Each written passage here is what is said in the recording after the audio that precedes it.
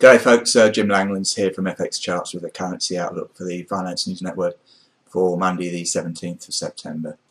The risk rally continued on Friday following the FOMC decision to implement the open-ended quantitative easing program, and consequently the dollar weakened across the board with the exception of against the yen, where it rallied as safe haven necessities for the yen receded. And that weakened accordingly to finish the week a bit higher at 78.40.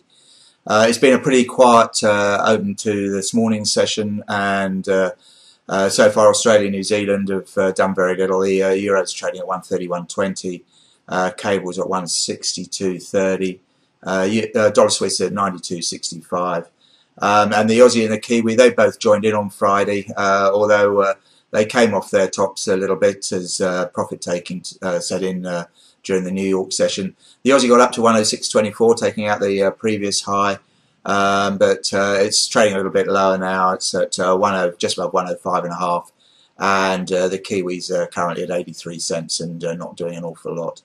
The central bank inspired rally really, it looks set to continue for the time being, and dips now look as though they're going to be buying opportunities.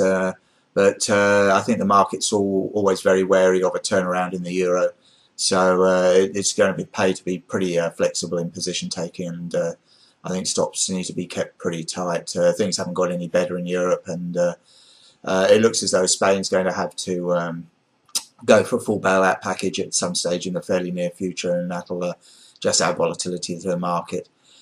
Today it's pretty light on data really, and tomorrow things get kicked off by the RBA minutes, which will provide a guide to how the RBA are thinking ahead of the next meeting, which I think is on October the 2nd. So that's really about it for today. If you do want a more comprehensive outlook, go to the website as usual, www.fxcharts.com.au. And that aside, please just remember that any outlook mentioned here is a personal view only and not intended to be used as trading advice. So that's all for today. Have a very good one, and we'll talk to you tomorrow. Cheers.